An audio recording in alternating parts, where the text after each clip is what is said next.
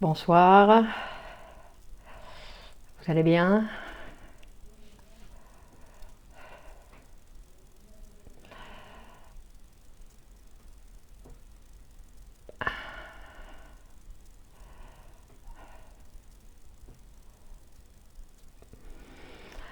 Bon, je vous laisse arriver. Marielle, bonsoir. Séverine, bonsoir. Saikia, donc Samy, bonsoir. Anida, Lonandersen, Nord, bonsoir. Comment allez-vous? Caroline, bonsoir. Catherine, Laura. Alors, non, il n'y a pas de possibilité. Ce n'est pas une formation. D'accord? Donc, je ne sais pas qui posait la question. Justine, non, il ne s'agit pas d'une formation. Et en plus, je ne peux pas attester de votre assistance. Bonsoir. Olivier, bonsoir. Nicole, bonsoir. Amina, bonsoir. Comment allez-vous? Comment allez-vous? Anne, bonsoir. Céline, Sandrine, bonsoir à tous. Comment allez-vous? Comment allez-vous? Alors attendez, ici il y a... Ça va bien, merci. Ici tout va bien. Sabine, bonsoir. Du Tarn, dans le Tarn. Audrey, bonsoir. Feriel. D'accord, je vous en prie, Justine, je vous en prie. Donc Véronique, bonsoir, bonsoir tout le monde. Isabelle, bonsoir, bonsoir à tous. Carlos, bonsoir. Saloua, bonsoir. Emma, bonsoir. Marion, alors attendez, ici on va faire une petite chose peut-être que avant que nous Nabil, alors attendez, ici nous avons donc si je fais ça par exemple, on va faire ça et on va faire ici. Alors attendez, je vais voir. Donc Marie-Thérèse, bonsoir Marie-Thérèse. Alors attendez, je vais essayer de... Bonsoir Cédric. Alors attendez. Ah, zut. Virginie, bonsoir. Comment ça va? Sandrine, Marie. Alors attendez, parce que ici nous avons... Hop. Alors on va voir si je peux trouver ici la possibilité de trouver... Alors attendez, on va essayer de... Bonsoir Sylvie. On va lire. Bon, alors j'espère que j'y suis arrivée. Alors je ne sais pas. Hop. Bon, Hakim, bonsoir. Vous allez bien? Donc je crois qu'ici tout va bien. Donc comme toujours, vous savez que vous avez la possibilité de partager cette vidéo donc sur vos réseaux sociaux pour que nous soyons plus nombreux à participer. Yam, bonsoir. Et donc si je fais ça par exemple, Nadine, bonsoir. Destinée, bonsoir, un grand bonsoir. Ravi d'être parmi vous. JBC. Lina, bonsoir, des Deux-Sèvres. Et Lina, bonsoir. Donc aujourd'hui, Nathalie, bonsoir. Aujourd'hui, nous allons continuer donc évidemment avec, ou plutôt nous allons reprendre ce que nous avions commencé la fois dernière sur les phobies. Le live sera enregistré, oui Emma, Jean-Loup, bonsoir. Donc René, bien le bonsoir. Pour ceux qui ne me connaissent pas, je m'appelle Clémence Lenis et je suis psychanalyste de l'école de poésie et psychanalyse Grupo Celo à Madrid. Et Yamina, bonsoir. Gabriella.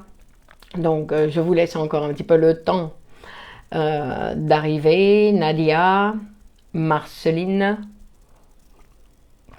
Sylvain, Sabrina, bonsoir. Sylvie. Néléa, bonsoir Néléa. Madali, alors on va voir ici, donc Annie, bonsoir. Donc étoile solaire, Alors attendez, on va faire ça et on va faire, hop, Esther, Fabienne. Alors attendez, on va voir si je peux encore ici. Donc effectivement. Le relais, bonsoir tout le monde, bonsoir tout le monde. Donc attendez. Fanny, bonsoir. Ben, il est sur la page. Les autres lives sont tous sur la page. D'accord, Fanny? Donc, vous avez accès, effectivement, à tous les différentes rencontres. Donc, notre rencontre qui s'appelle Psychanalyse pour tous, du mardi à 21h, Valérie, le relais. Donc, c'est une rencontre où on va proposer de présenter un petit peu les concepts psychanalytiques d'une façon le plus simplement possible, dans la mesure des possibilités et dans la mesure de nos possibilités. Alors attendez, ici nous avons donc et Nelly, bonsoir. Donc nous avons plein d'envahisseurs, donc vous voyez. Donc, on va dire Nelly, bonsoir, Yam, bonsoir, intéressé par le premier live. Et, voilà, justement, Marilyn, bonsoir, mais maintenant vous avez le deuxième. Audrey, bonsoir, vous avez le deuxième live.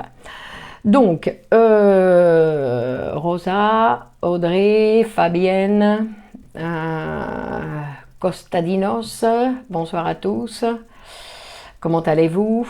Donc, et Régis, bonsoir. Donc effectivement, ce live va rester sur la page. Donc vous pouvez cliquer, dire que vous aimez cette page ou que vous la suivez pour être informé de toutes les publications qu'il y aura sur cette page. Donc comme je disais, l'objectif de ces rencontres de psychanalyse pour tous, c'est d'essayer de rendre accessible, Christelle, bonsoir, de rendre Nina, bonsoir, et Reda, sincère salutation, Reda, de rendre accessibles certains concepts assez complexes de la psychanalyse. Donc de voir s'il est possible de rendre cette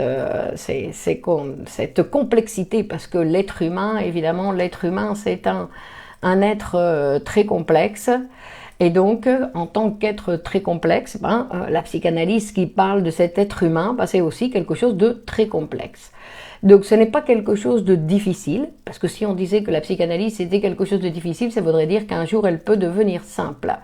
Alors que la psychanalyse ne va jamais être simple, sinon qu'elle va toujours être complexe. C'est toujours quelque chose qui va être complexe parce que, comme je disais, donc parce que l'être humain, Arturo bonsoir, l'être humain est complexe. Marie-Antoinette, bonsoir. Alors ici nous sommes envahis. Donc la proposition de ce soir, c'est de parler des phobies. Des phobies ou, comme je disais un petit peu, je présentais un petit peu la fois dernière en disant que les phobies, nous sommes tous plus ou moins phobiques. Alors bien sûr, il y a des gens qui ont de grands inconvénients dans leur vie, de grands obstacles, de grandes difficultés pour réaliser certaines choses à cause de leur phobie. Donc c'est vraiment quelque chose qui vient obstaculiser Imen, bonsoir, obstaculiser le déroulement d'une vie, Simona, bonsoir, d'une vie normale. Donc on va commencer par se poser la question à savoir, mais de quoi nous avons peur? De quoi nous avons peur en fait, parce que on peut avoir peur de prendre l'avion, on peut donc Jean Billy déjà nous dit que bon, j'ai pas eu le temps de lire. Donc Frédéric, bonsoir. Alors attendez, moi je suis fort interrompue là par ces trucs. En fait, je vais faire hop. Donc nous avons donc peur de certains animaux, nous avons peur de certains moyens de locomotion, nous avons peur des autres, nous avons peur de...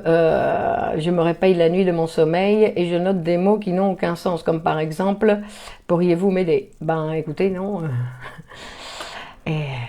Et les énigmes de l'être humain ne peuvent être expliquées ou plutôt interprétées que dans ce cadre psychanalytique. La psychanalyse, en tant qu'instrument d'autoconnaissance et d'auto-transformation, ouais, bonsoir Sandre, Nabila, moi j'ai peur de l'échec. Ben voyez, Valérie et Sandre, donc je lisais, là je me suis perdue.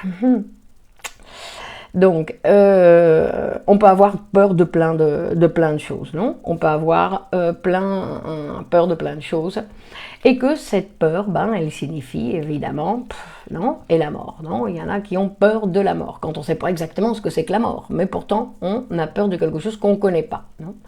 Donc, c'est quelque chose qui est intriguant. Ces phobies sont quelque chose d'intriguant pour nous. Mais de quoi on a peur au fond? Parce qu'on voit bien qu'il y a des peurs la majorité de nos phobies, la majorité de nos peurs, ben, ne sont pas raisonnables. Donc comme elles ne sont pas raisonnables, qu'est-ce que ça veut dire? J'ai peur de plonger dans la mer, non? Ben, c'est difficile de plonger dans la mer, non? Bon,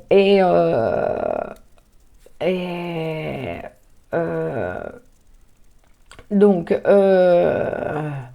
de quoi on a peur au fond? Non? De quoi on a peur? Bah, au fond, la phobie, elle va venir remplacer, hein, la phobie, elle a une fonction. Et la fonction de la phobie, ben, c'est une fonction de défense. C'est-à-dire que c'est quelque chose qu'utilise le sujet pour se défendre. Pour se défendre d'un danger qu'il considère, de quelque chose extérieur du sujet, qu'il considère comme quelque chose qui peut être dangereux pour lui. Alors que nous savons que la majorité des objets, non, on va parler d'objets qui ont donc cette fonction de défense, ben, ce sont des objets qui, dans d'autres circonstances, c'est pas compréhensible qu'on ait peur de monter dans un ascenseur, qu'on ait peur des araignées, des souris, tout ça c'est quelque chose qui n'est pas raisonnable. Donc on voit qu'il y a quelque chose d'autre qui est en jeu. Hein. Donc elles sont irrationnelles. Merci bien Vanny, effectivement ce sont des peurs qui sont irrationnelles et qu'on ne peut pas contrôler. Qu'on ne peut pas contrôler, donc en fait on les subit, on en souffre. Donc je disais, mais de quoi se protège vraiment le sujet quand il utilise donc des moyens pour éviter ce danger, non? Apparemment, c'est l'approche de son propre désir. C'est-à-dire que la phobie, c'est quelque chose que le sujet va utiliser pour éviter d'être en relation avec son propre désir. D'accord? Donc c'est quelque chose qui est particulier, parce qu'une particularité de l'être humain, c'est que l'être humain, c'est un sujet qui désire. C'est un sujet qui désire, qui est en relation, non, avec les autres, et qui désire plein de choses. Donc on va voir. Donc il n'y a pas, ce qui va nous intéresser, ce n'est pas spécialement l'objet de notre phobie. Parce que ça, c'est quelque chose qui fait partie, non? Qu'on peut utiliser un objet ou un autre. D'ailleurs, on dit que dans certaines thérapies, on va aider le sujet à éliminer sa peur des avions, mais du coup, il ne va plus avoir peur des avions, mais il va avoir peur d'autre chose. Donc l'objet, ça peut être ça ou ça peut être autre chose. En général, les objets, c'est quelque chose qui, dans la vie du sujet, a été quelque chose qu'il a, dans le passé, aimé. Donc c'est quelque chose qui signifie, non? Ce n'est pas n'importe quel objet pour le sujet. C'est quelque chose où il y a des gens qui ont peur des chats, par exemple. Non? Et donc c'était dans la petite enfance, par exemple, ils avaient des relations avec le chat, ils adoraient les chats, et ce qui donc s'est transformé ensuite ce qui est transformé par la suite en objet de sa phobie. Et il a commencé à avoir peur des chats. Donc, mais c'est pas quels peuvent être les désirs. Et ça, c'est toute l'énigme, Vanille. Donc, de quel désir on parle? Parce qu'il faut savoir que l'être humain, quand on dit qu'il a peur de désirer.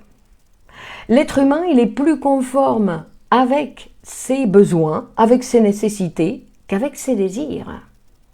Et pourquoi? Pourquoi il a plus de facilité avec ses besoins et avec ses nécessités qu'avec ses désirs, non? Oui, je sais qu'il y a des personnes qui spamment. Oui, je sais bien, Sandrine, mais que voulez-vous? Je ne vais pas passer mon temps à essayer de les bloquer. Si vous pouvez les bloquer, allez-y. Mais moi, je ne vais pas. J'ai déjà essayé d'en bloquer quelques-uns. Ils envahissent. Que voulez-vous? Que voulez-vous? Quand on est nombreux, ça attire tout genre de personnes. Donc, on disait que... donc, que l'objet, c'est quelque chose qui est très pratique pour la personne qui utilise ce type de méthode pour se protéger du danger. Pourquoi? Parce que si j'ai peur de prendre l'avion, j'arrête de prendre l'avion. Donc j'évite l'angoisse que me produirait devoir monter dans un avion, non? Par exemple.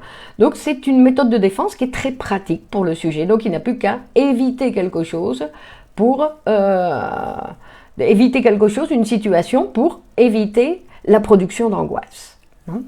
Donc, et parce que pouvons-nous vivre sans avoir de phobie?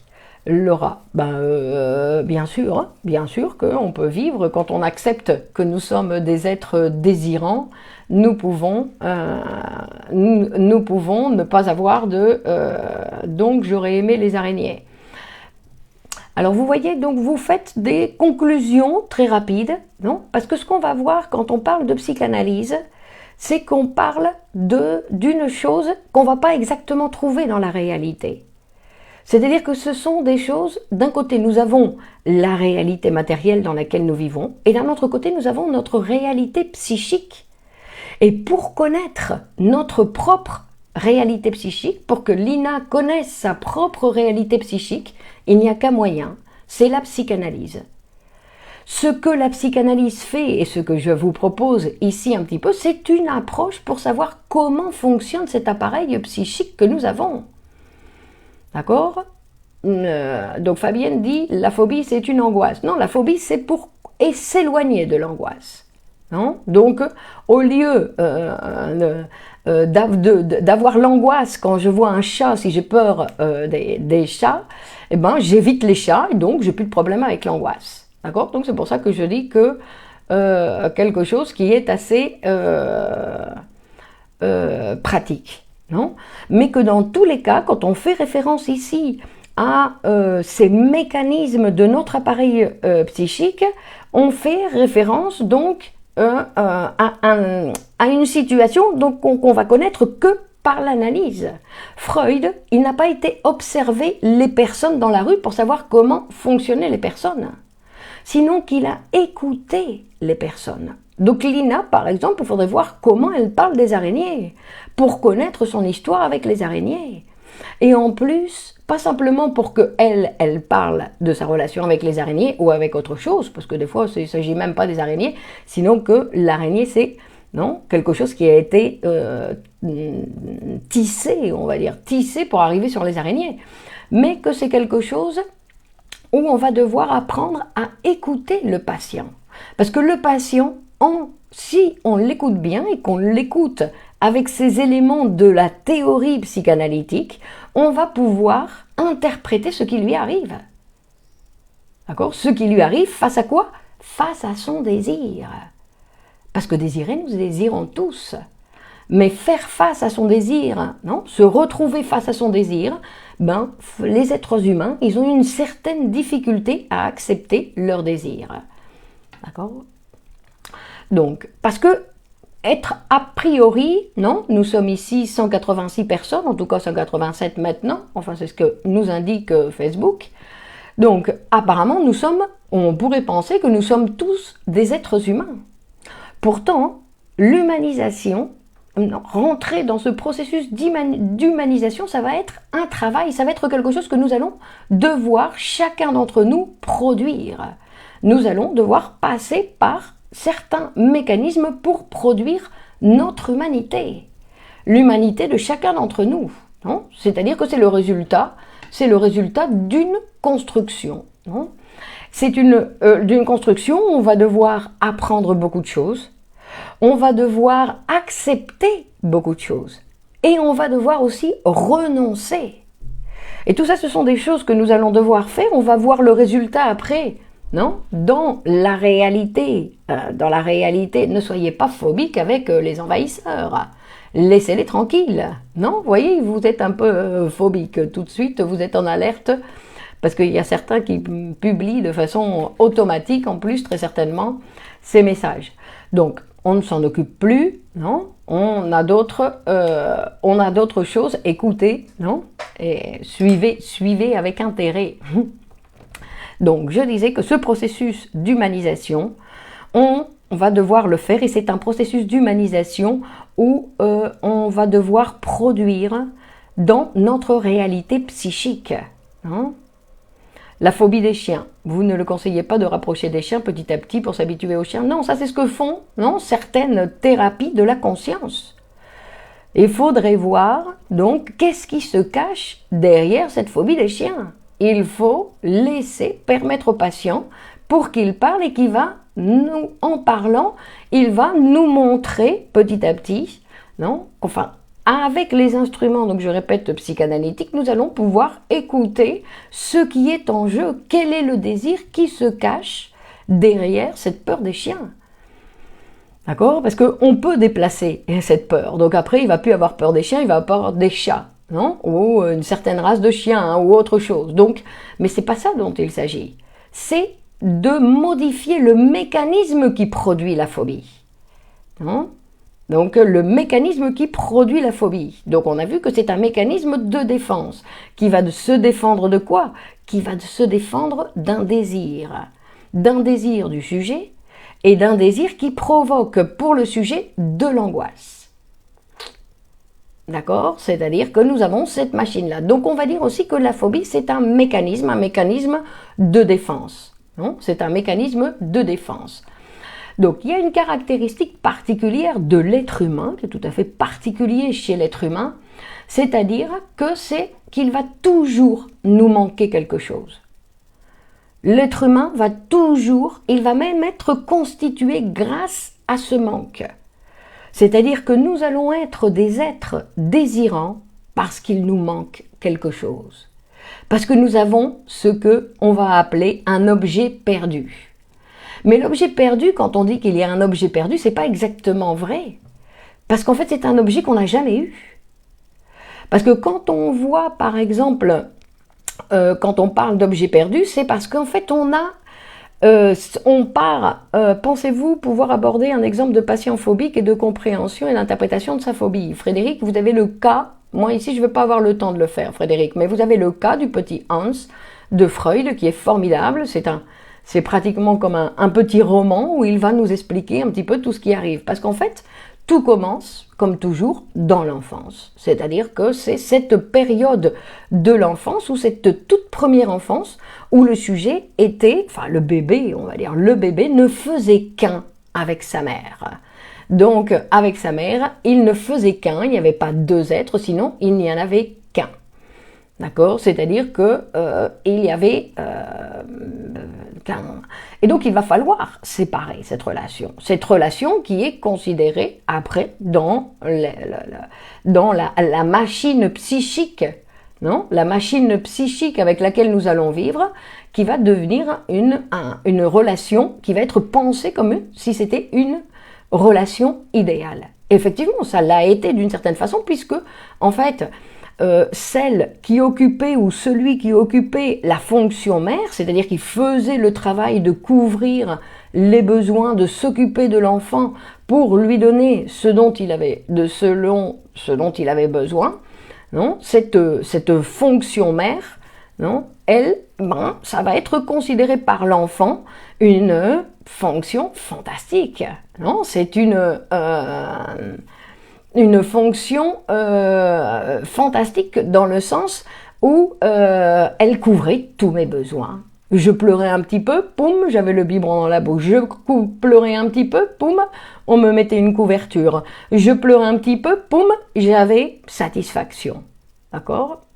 Donc, c'est-à-dire que le bébé, bah, qu'est-ce qu'il va faire? Il va effectivement penser que cette partie de lui qui peut tout couvrir et qu'il n'existe rien d'autre que cette union, non? Cette union parfaite entre ce bébé et cette fonction mère, donc qui vient couvrir tous les besoins de l'enfant. Quand on dit qu'il vient couvrir tous les besoins de l'enfant, dans le sens où il lui permet de survivre. Parce que comme vous savez, un enfant dont on ne s'occupe pas, ben, il va mourir très rapidement. Exactement, Lorella. Donc quand le bébé est délaissé, abandonné, ben, il va mourir. Donc s'il ne meurt pas, c'est parce qu'il y a quelqu'un qui fait un travail pour qu'il ne meure pas. Tant bien que mal, non? Donc, mais peu importe. Pour l'enfant, c'est quelqu'un qui peut, puisque lui, il ne peut rien. Donc la démarche ici, ça va être quelque chose de très important parce que cette personne qui peut tout, parce que moi, elle ne sait pas qu'elle ne peut tout, c'est que moi, je ne peux rien. Donc on va lui donner, non, effectivement, on va lui attribuer un tout pouvoir, une toute puissance. Et en fait, ce qui va donc arriver donc à un certain moment, donc, c'est que quand l'enfant va se rendre compte que la mère ou celle qui s'occupe de lui, on va dire, ou celui qui s'occupe de lui, ben, il regarde quelque chose d'autre. Il y a quelque chose d'autre dans la vie de ma mère. Il y a quelque chose d'autre qui l'intéresse. Je ne suis pas la seule chose qui l'intéresse. Et cette autre chose qui intéresse ma mère, quand le sujet va s'en rendre compte, quand le bébé va s'en rendre compte, donc quand ça va s'en rendre compte, ça veut dire quand ça va arriver dans son appareil psychique. C'est pour ça qu'on va parler d'un signifiant, d'accord, du signifiant père. Le signifiant père, c'est ce qui va venir s'installer dans notre appareil psychique pour séparer l'enfant de sa mère. Et ça, c'est une fonction, obligatoirement, c'est une fonction indispensable, comme vous pouvez l'imaginer, parce que s'il n'y a pas de séparation, non, avec cette relation soi-disant idéale, ben, on doit voir qu'il n'y aura pas de monde pour l'enfant. Parce que dans cette relation idéale où l'enfant pense que sa mère ne vit que pour lui, qu'elle n'a aucun autre intérêt dans la vie, non, ça veut dire que l'enfant n'a pas de monde non plus. Parce que si ma mère n'a pas de monde, si ma mère n'a pas de vie, ça veut dire que moi non plus. D'accord? Parce que quand je vais découvrir qu'elle s'intéresse à autre chose, je vais être jaloux, il y a autre chose dans la vie de ma mère. D'accord. Mais en même temps, je vais commencer à voir qu'il existe autre chose que ma mère, qu'il y a autre chose dans le monde. Et quand on parle de ce signifiant père qui va s'installer dans l'appareil psychique et qui va, parce que le signifiant père, en fait, c'est quelque chose qui va s'installer et qui va organiser ces différentes instances dans l'appareil psychique. Il va venir mettre de l'ordre. Il va venir mettre de l'ordre dans le sens où il va venir séparer la mère de l'enfant. Donc non seulement il va devoir dire à l'enfant « avec ta mère ce n'est pas possible », non, avec ta mère ce n'est pas possible, et d'un autre côté, il va devoir dire aussi très souvent à la maman « avec ton fils, stop ». Non, parce qu'il y a des mamans qui ont du mal aussi à se détacher de cet enfant. Et donc, il doit y avoir une fonction qui va s'occuper de séparer cette relation idéale. Idéale parce que cet enfant, non, cette mère, venait couvrir tout. Donc, le relais. Donc, il ne s'agit pas d'un père absent, parce qu'on dit le père, le signifiant père, c'est quelque chose que la mère désire autre que l'enfant. Donc il ne s'agit pas de monsieur un tel ou de monsieur machin, il s'agit de quelque chose du monde. Le signifiant père, c'est le monde qui vient séparer. Et le monde, ça peut être, non, quelqu'un qui va prendre la fonction. Des fois, c'est même la mère, parce que je dis qu'il y a les mères qui sont très attachées à leur enfant et qui ont des difficultés à prendre une distance avec leur enfant, mais après ça, le relais, je ne sais pas ce que c'est que l'enfance blanche. Et d'un autre côté, il y a des mères qui non seulement vont occuper la fonction mère, mais sinon qu'elles vont en plus occuper la fonction père. C'est-à-dire que quand l'enfant, il va falloir lui dire « tu ne dors pas avec maman, tu vas dormir dans ta chambre ». D'accord? Et ça, c'est la mère qui doit le dire aussi. Quand il n'y a pas quelqu'un d'autre qui le dit, bah, c'est elle qui va devoir le dire. Parce qu'il y a quelqu'un qui doit le dire. D'accord? Et donc ça va donc séparer donc, cette relation. Et c'est ce qui va provoquer, on va dire, ce qui va faire que nous allons devenir des êtres qui vont désirer. Parce qu'en fait, cette séparation d'avec la mère, elle va jamais se faire complètement. C'est-à-dire qu'elle va se faire, mais dans l'inconscient, on va continuer notre relation avec ses premiers amours. On va dire, d'accord, je ne peux plus dormir avec maman, mais je vais dans mon lit et je fantasme que je dors avec maman. Je dis pour le petit enfant, d'accord? Donc, cette relation, non? Cette relation va se maintenir. Et c'est ce qui va maintenir aussi, qui va être ce qu'on appelle le désir. Alors bien sûr, à partir d'un certain âge, le désir ne doit pas être sur cet objet incestueux, sinon que le sujet doit pouvoir abandonner ce désir incestueux pour déplacer le désir sur le monde, pour désirer d'autres choses. D'accord ? Pour pouvoir, parce que le monde est énorme. Si je continue à désirer ma maman, ben je n'ai pas de monde. Le monde n'existe pas, il n'y a pas d'autres femmes pour moi, il n'y a pas d'autres hommes, il n'y a pas d'autres choses qui m'intéressent. Non ? C'est pourtant connu et décrit par nombre de psychanalystes, psychiatres, psychothérapeutes, mais peut-être pas de la même école. Donc, ok. Donc ici, pardon. J'allais boire alors que j'ai un verre. Mais là, je ne sais pas tout. Moi aussi, il me manque des choses. D'accord ? Donc, il nous manque tous. Et donc, c'est pour ça que je continue à étudier. Parce qu'il me manque des choses. Non ? C'est pour ça que vous venez ici, parce qu'il vous manque des choses. Chacun des choses différentes. Et que ce n'est pas qu'à la fin de cette vidéo, on dira ça y est, non, je suis rassasié. Sinon que le désir, c'est une caractéristique de l'être humain qui est insatiable. C'est pour ça qu'on a des difficultés avec ce désir. Pourquoi ? Parce qu'il est insatiable. Mais c'est le moteur. C'est parce que ce manque s'est établi que ça fonctionne, ce manque fonctionne comme un moteur qui me fait aller chercher, qui me fait désirer, non ? Qui me fait désirer et aller chercher d'autres choses. Non ? Et vous le voyez même, je vous en prie, Lorelai, donc vous voyez dans votre propre vie, vous voulez ça, vous voulez ça, vous voulez ça. Et quand vous l'obtenez, tout d'un coup on dit, c'est ça que je voulais. Non ? Et on a l'impression que du coup, on perd son intérêt parce qu'on croyait que ça allait enfin rassasier notre désir. Mais notre désir est insatiable. C'est un moteur, c'est notre machine. On arrête de désirer quand on meurt. Avec la mort, on dit que même très souvent la mort se produit quand le sujet arrête de désirer. D'accord ?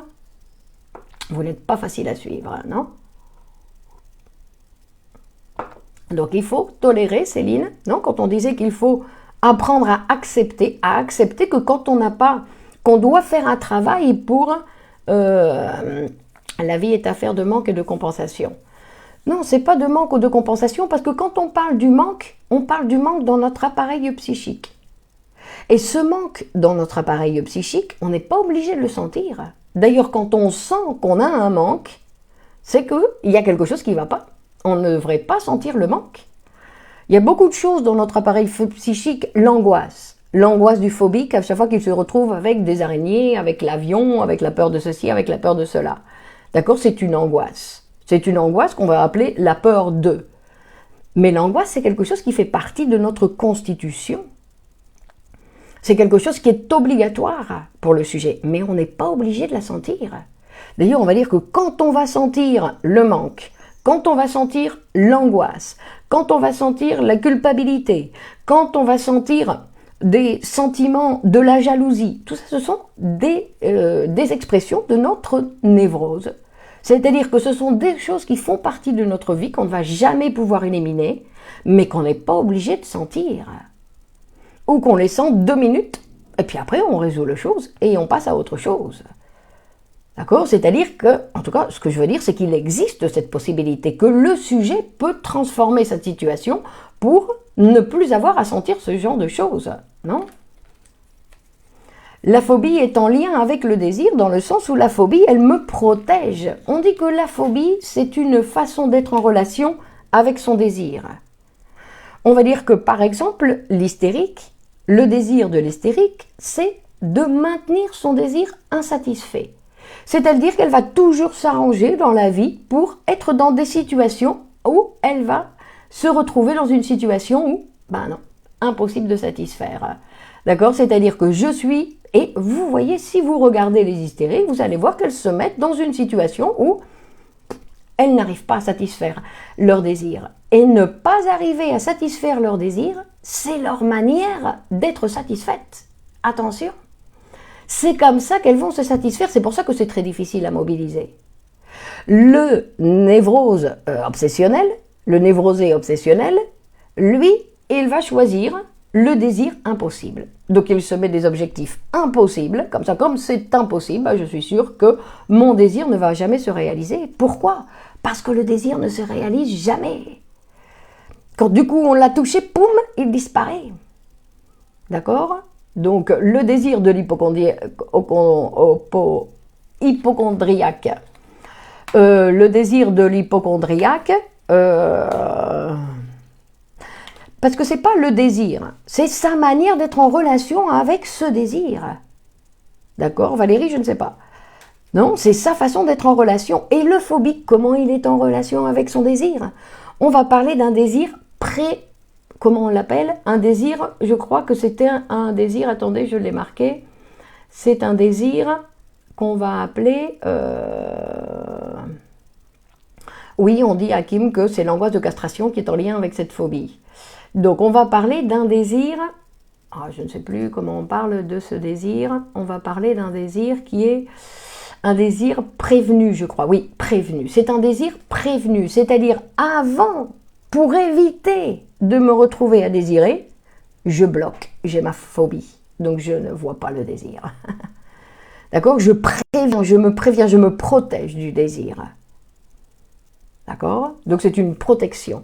Donc c'est pour ça qu'un être humain, quand on parle de ce travail de constitution, d'humanisation de chacun d'entre nous, c'est un travail que nous devons faire chacun d'entre nous, parce qu'il n'y a personne qui va s'en occuper pour vous. Donc c'est un travail que nous devons faire pour accepter que nous sommes des êtres qui désirent et que nous avons tous des désirs insatiables.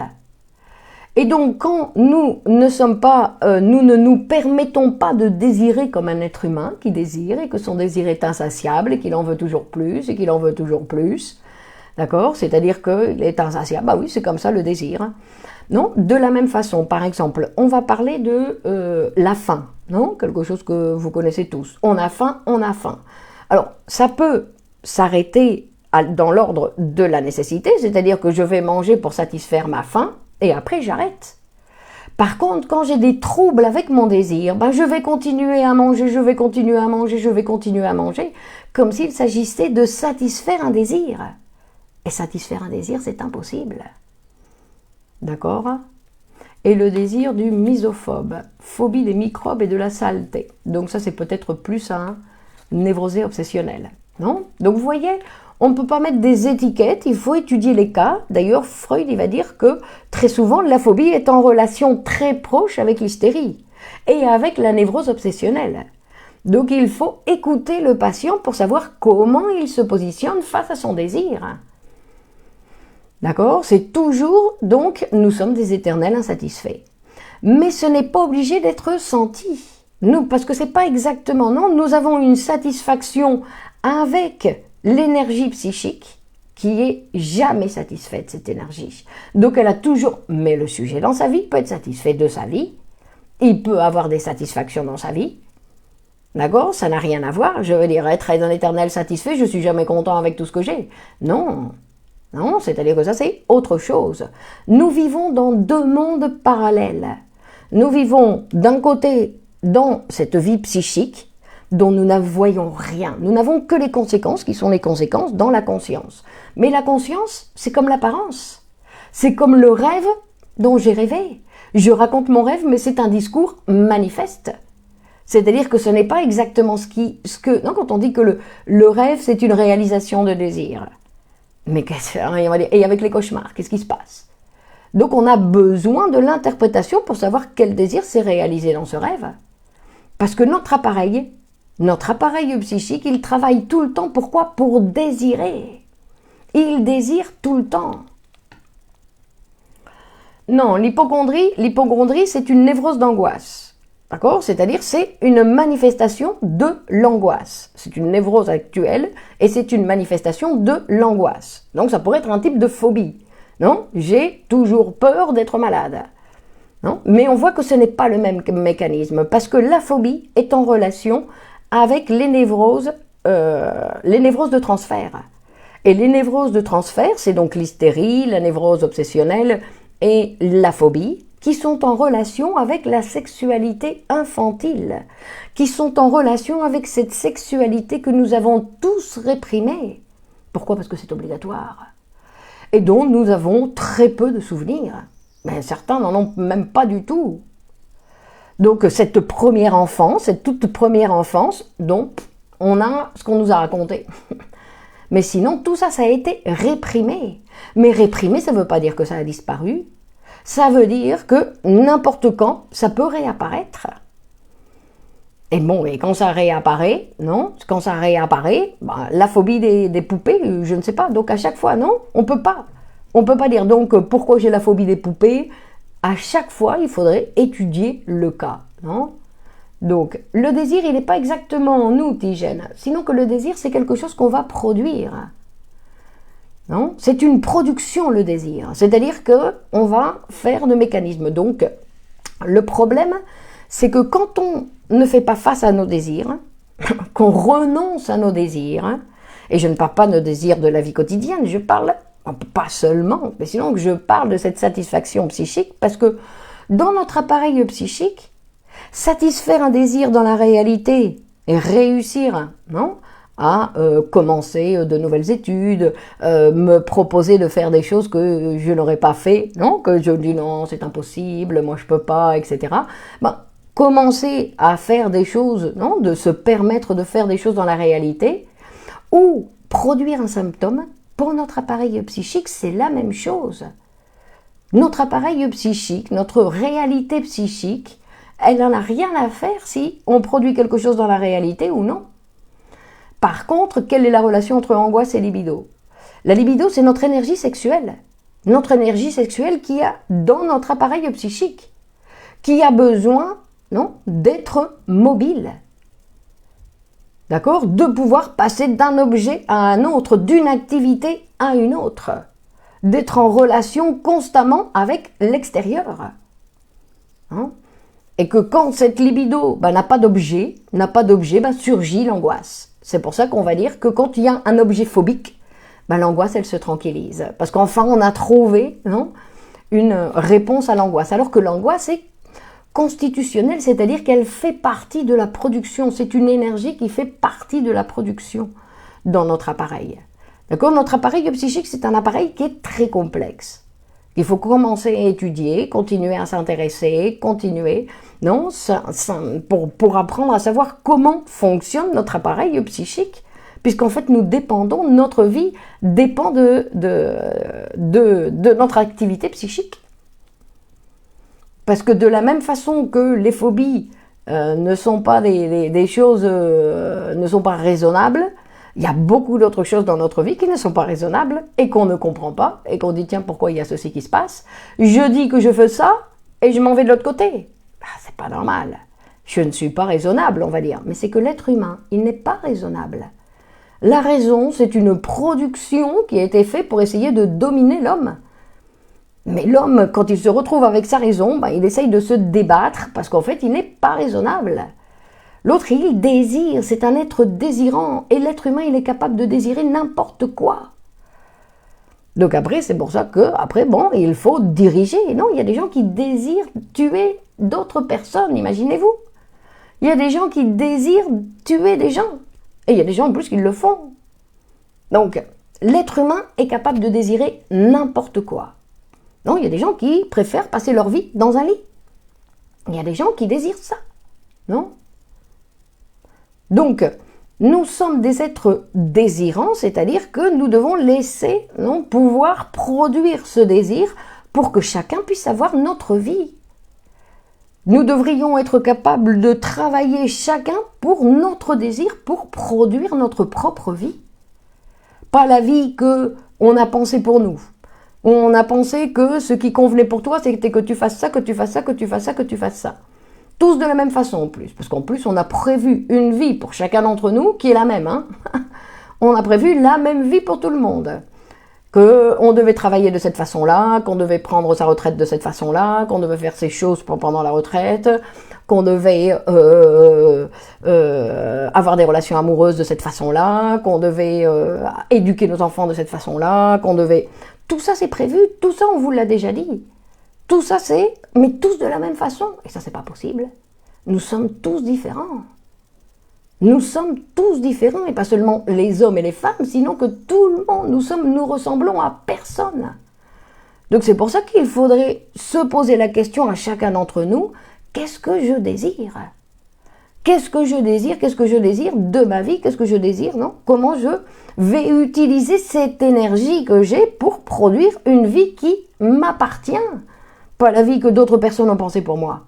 Ma propre vie. Exactement, René. René nous dit, au fond, la véritable difficulté, c'est tendre vers sa différence. Mais différent, c'est, on peut être différent une fois qu'on a construit notre humanité où nous sommes tous pareils. Nous désirons tous la même chose. Nous avons tous été formés de la même façon, c'est-à-dire que nous sommes tous passés par ce complexe d'Oedipe, nous sommes tous passés par cette cellule narcissique avec maman, non ? Donc nous sommes tous passés par ces mêmes points de constitution. Mais une fois que nous sommes sortis de cette machine qui nous a humanisés, qui nous a lancés dans le langage, ben nous sommes tous différents. Parce que vous voyez que nous parlons tous de manière différente. Une intonation différente, on n'utilise pas les mêmes mots, on a chacun une relation au langage différente. Tous, chacun sa manière propre. Mais en même temps, non, nous sommes tous semblables. Alors, pour pouvoir être différent, il ne s'agit pas d'être original. Il faut d'abord être tous pareils. Reconnaître que nous sommes comme un être humain, nous sommes tous pareils, mais tous différents. Hein? Donc ça, c'est le processus, on va dire, le processus de formation. Et que dans cette différence, une fois que j'ai accepté que je fais partie de cette humanité, non, que j'ai été construit dans cette humanité qui a des milliers d'années d'existence, non, que je fais partie de cette chaîne, non, il faut de l'ardiesse, dit, pour oser être soi. Mais Sylvie, c'est pas oser, c'est une construction. Désirer, non, ce que je désire, c'est une construction. C'est pas que tout d'un coup je dis tiens, je vais oser être moi, alors je fais n'importe quoi. Non, non, c'est quelque chose qu'on va construire soi-même pour s'orienter. C'est quelque chose qui va être fait face à la réalité. C'est pas quelque chose qu'on calcule comme on voit dans les entreprises. Bon, alors l'année prochaine, je prévois de dépenser autant et je prévois faire ceci, faire cela, faire cela. Non, ça c'est du calcul, ça c'est la raison. Notre désir n'est pas raisonnable.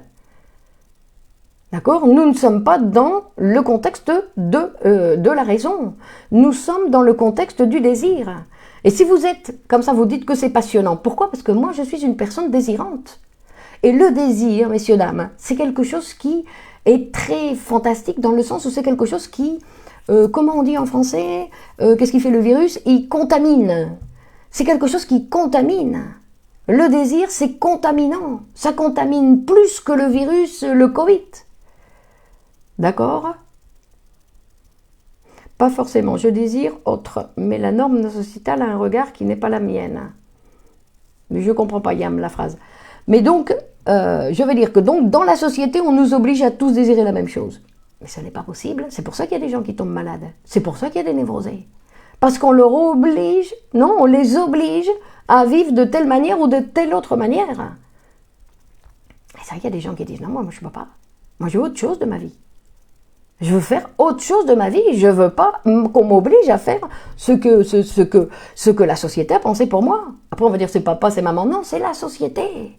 La société, elle a pensé pour vous que vous deviez faire ce que papa il disait, ce que maman il disait, ou ce que la famille elle avait pensé pour vous. Ou... Bon, chacun son histoire. Hein? Mais de façon générale, c'est la société qui nous pense. Mais elle ne nous pense pas correctement parce qu'elle veut nous penser tous égales. Dis ça, égalité. Égalité de quoi? Non, nous sommes tous différents. Nous devrions être tous égaux face aux lois. Mais comme vous le savez, nous ne sommes pas tous égaux face aux lois. Il y en a certains que la loi, ils arrivent à s'en libérer. Non? Donc nous ne sommes pas égaux ni face aux lois, ni entre nous. Nous sommes différents. Il y a des gens qui font plein de choses et il y a des gens qui font pratiquement rien. Et ce sont simplement deux vies différentes. Il n'y en a pas une qui est meilleure que l'autre. Ce sont deux vies différentes. Et donc nous devrions être capables de voir quelle est la vie. C'est pour ça que la psychanalyse, quand on dit que c'est un instrument d'autoconnaissance, c'est l'instrument qui va nous permettre de nous autoconnaître comme être humain, et en plus de nous auto-transformer, dans le sens où une fois que je connais et que j'apprends qui je suis comme être humain, ben, je peux mieux prendre de décisions pour la transformation. Non ? On peut aller contre le système. Ben, si nous étions tous en psychanalyse, nous irions tous contre le système. Évidemment, Fanny. Évidemment. Non ? Mais la société, c'est aussi nous. C'est pour ça, effectivement, Sylvie, c'est pour ça que nous en avons la responsabilité. Quand on se lave les mains et qu'on dit non, c'est non, les Français qui n'ont pas été votés à 66%, 66% des Français n'ont pas été votés. Et on continue à donner, non, la voix à ces 40%, enfin c'est 38%, enfin c'est n'importe quoi. Ils vont donner le pouvoir à 38% des Français qui ont été votés, tous ceux qui disent qu'ils en ont ras-le-bol, et bien on ne les écoute pas. Non, c'est impressionnant, je veux dire, parce que la majorité, c'était l'abstention. Et non, on n'écoute pas l'abstention, on écoute ceux qui ont été votés. Donc vous voyez, l'abstention, ça sert à rien. Ça sert à rien, on ne nous écoute même pas. Même avec cette quantité impressionnante, non ? Bon alors, pour essayer de finir un petit peu avec la phobie, ou pour essayer de revenir un petit peu à ce sujet de la phobie, alors attendez. Donc, en fait, le symptôme, ou la phobie, le symptôme, en fait, c'est quand il n'y a pas eu de signifiant père. Quand le signifiant père ne s'est pas installé dans l'appareil psychique. Donc ça ne veut pas dire qu'on n'a pas eu de papa.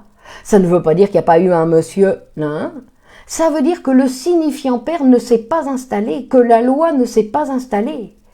Et du coup, à la place du signifiant père, ben, je vais produire un symptôme. Je vais produire une phobie. Non ? Que se passe-t-il avec le désir dans la dépression ? C'est ce qui me vient, mais peut-être hors sujet. Oui, autre sujet, Lina. Ben, la dépression, c'est une maladie très grave, en plus qui est répandue, donc, puisque c'est une maladie qui produit, entre autres, les cancers et beaucoup d'autres maladies organiques. Donc c'est une maladie qui est très grave. Et c'est la difficulté pour le sujet d'abandonner quelque chose. Que l'amour perdu, bah, il est fini, je dois passer à autre chose. Et quand j'ai des difficultés pour passer à autre chose, qu'est-ce que ça veut dire ? Bah, ça veut dire que ma libido, elle est fixe, elle stagne. Et quand ma libido, elle stagne, ben, ça produit des symptômes obligatoirement. Donc je dois faire un travail, pourquoi ? Pour mobiliser la libido. Donc vous voyez, dans notre appareil psychique, il n'y a rien de cassé. Simplement, il y a la libido qui va devoir, remettre en marche. La matière première, donc, dispose, chaque être humain initialement, est la même. Notre langage et le tissage qu'on fait avec cette manière de faire, exactement. D'accord ? C'est-à-dire que nous disposons tous du langage. Je veux dire, même les sourds-muets, même chacun a son... Après, chacun utilise le langage d'une manière différente. Mais vous voyez, on ne supporte pas les différences. Mettons, on va caser les enfants en disant celui-là, il est ceci, celui-là, il est cela. Quand les enfants, il faut les laisser grandir. Bien sûr qu'ils sont tous différents. Ils se retrouvent tous devant une réalité en disant « Oui, qu'est-ce que c'est que ça ? Où je suis tombé ?» Ils regardent le monde et ils ne comprennent pas. Mais il faut les laisser petit à petit qu'ils prennent, qui se construisent. Je croyais que quand sans signifiant père, c'était la psychose. Oui aussi, mais ça dépend, parce qu'effectivement, quand il n'y a pas de signifiant père, ça va produire un petit peu, non ? C'est pour ça qu'on dit qu'en psychanalyse, ce qu'on va faire, c'est qu'on va produire ce signifiant père, non ? C'est-à-dire qu'on va le produire. Parce que ce n'est pas obligatoirement que ça va produire la psychose, non, quand il n'y a pas de signifiant père. Quand il n'y a pas de signifiant père, ça dépend ce que le sujet va faire avec ça. Donc dans la phobie, il va construire une phobie qui va prendre la place. Donc au lieu d'avoir peur du père, Il a peur des araignées. Non, c'est-à-dire qu'il n'écoute pas la voix du père. Le père n'est pas menaçant. Sinon, ce qui est menaçant, c'est l'araignée, c'est le voyage en avion, c'est autre chose. D'accord? C'est-à-dire qu'il a remplacé, non, ce signifiant père par autre chose. Bon, c'est une façon un petit peu de simplification de la situation. D'accord? En plus, n'oublions pas, chaque phobie doit être écoutée de façon particulière, pour écouter ce sujet particulier, pour savoir de quoi il s'agit. En plus, si vraiment il s'agit d'une phobie, parce qu'il y a des gens qui disent « oui, j'ai une phobie à ceci, je ne peux pas sortir de chez moi », mais après, on va voir de quoi il s'agit, vraiment. D'accord? Donc, il faut étudier le cas par cas. C'est-à-dire qu'il y a des gens qui vont même se mettre des auto-étiquettes. « Je suis tic ». Non, non. Nous sommes beaucoup plus que ça. Nous pouvons avoir une petite phobie, mais après, nous avons plein d'autres choses. L'être humain a de grandes possibilités. S'il n'avait pas tous ces obstacles, non, autour de lui, tous ces névroses et ces mécanismes qui ne peuvent pas comment on va dire, se faire, être utilisés. C'est-à-dire que l'être humain, nous devrions tous être des artistes. Tous. C'est une possibilité, la sublimation, c'est un mécanisme de l'appareil psychique qui est disponible pour tout le monde. Tout le monde a la possibilité d'être artiste. Et en plus, non seulement d'être artiste dans une branche, écrire, chanter, danser, peindre, théâtre, sinon que nous pouvons tout faire. L'être humain a la possibilité de tout faire. Est-ce que le manque de signifiant père joue un rôle dans l'homosexualité ? Non, c'est différent. Ça, c'est la position, c'est différent. D'accord? Et puis en plus, les cas, pareil. Les cas d'homosexualité, c'est quelque chose qui est particulier. Non? Donc, dans le cas où la peur est justement le père, ça, c'est plus correct. Parce qu'effectivement, le père, c'est celui qui vient menacer. C'est celui qui vient séparer l'enfant de la mère. Donc, on en a peur. Pourquoi? Parce que l'enfant, il continue. On lui a dit qu'il ne pouvait pas continuer à désirer sa mère. Mais il continue à la désirer. Donc, il a peur de papa parce qu'il dit « Non, papa, il s'en rend compte. » Papa, il le sait, parce qu'au début, les enfants, ils ne savent pas que papa, il ne sait pas ce que je pense. Ils pensent que papa, il sait ce que je pense. Non? Il y a une réflexion qui vient en tête. Si je n'avais pas peur, ferais-je sûrement beaucoup de choses. Non? Parce qu'après, attention, il y a un autre type de peur, Sandrine, que quand on voit, il y a beaucoup de peurs qui sont simplement une sorte... la phobie, par exemple, c'est un bouclier, mais en fait, derrière ce bouclier, il y a un désir. Donc je dis que j'ai peur, mais en fait j'ai pas peur, je désire. J'ai peur de faire ça, je désire. J'ai peur de faire ça, non, je le désire. Non, il y a d'autres cas où la peur c'est une manifestation qui vient montrer que derrière cette peur il y a un désir. Donc un Oedipe inversé. Non, il n'y a pas de d'Oedipe inversé. Non, nous allons tous passer par nous allons aimer notre mère et nous allons aimer notre père. Tous, autant que nous sommes. Mais nous l'avons oublié. Alors aujourd'hui, ce qui reste de cette relation avec nos pères et nos mères, c'est autre chose. Ça n'a plus rien à voir avec notre petite enfance. Non, c'était complètement déformé. Non, la peur du père qui est toujours présente, c'est parce que le sujet continue à désirer sa maman. Parce que sinon, il n'y a pas de raison de continuer à avoir peur. Mais dans l'inconscient, il désire sa maman dans l'inconscient. Ne pas confondre avec l'inhibition, exactement. Et après, il y a donc l'inhibition, donc c'est juste une petite façade, non? Ou les personnes qui sont timides, ou les personnes qui ont... Non, que c'est inhibé, donc on ne se permet pas de faire certaines choses. Non, on se met des barrières, on ne se permet pas de faire certaines choses. Parce que, on a des difficultés à désirer, mais si l'être humain, il laissait libre son désir, bouf, tout ce qu'on pourrait faire. Et alors, les personnalités narcissiques, Sandrine. Nous sommes tous narcissiques, Sandrine. C'est quoi les personnalités narcissiques? Montrez-moi quelqu'un qui n'est pas narcissique. Carole. Et sans ce petit quoi? Sans ce petit père, sans ce père. Donc, ça c'est intéressant, ce petit lapsus. Peur, non, étoile, attention, voyez, vous simplifiez le truc. Je dis que dans certains cas, derrière la peur, on peut étudier pour voir s'il ne se cache pas un désir. Mais ce n'est pas une équation mathématique. Il n'y a pas d'équation mathématique. L'appareil psychique n'est pas raisonnable. Quand vous voulez faire vos protocoles et vos étiquettes et en disant voilà, quand il y a ceci, il y a cela, quand il y a ceci, il y a cela, c'est une simplification. Vous nous transformez en machines. Nous ne sommes pas des machines. Nous ne sommes pas des ordinateurs. Donc ça, c'est ce que les États veulent faire de nous. Ce qu'ils veulent, ils veulent nous transformer en des machines, des objets à consommer des médicaments. Hein? Ce qu'ils veulent, nous transformer pour que nous soyons tous des consommateurs de médicaments. Alors maintenant, nous sommes tous des consommateurs de vaccins. Puis après ce vaccin, non, la phobie n'a pas d'âge. Non, la phobie n'a pas d'âge.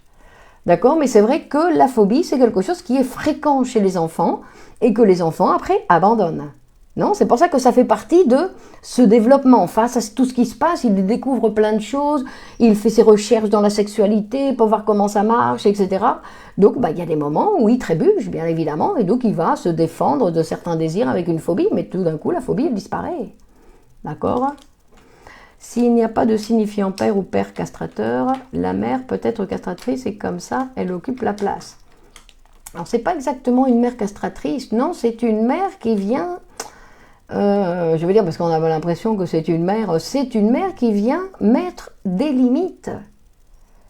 Parce que vous voyez que dans la société dans laquelle nous vivons, il n'y a pas beaucoup de pères. Il n'y a pas beaucoup de signifiants pères dans un appareil psychique. Non, nous avons beaucoup de difficultés avec les limites. À dire non, ça, ce n'est pas possible. C'est-à-dire à ne pas être corrompu. À ne pas à suivre les règles, à suivre les lois.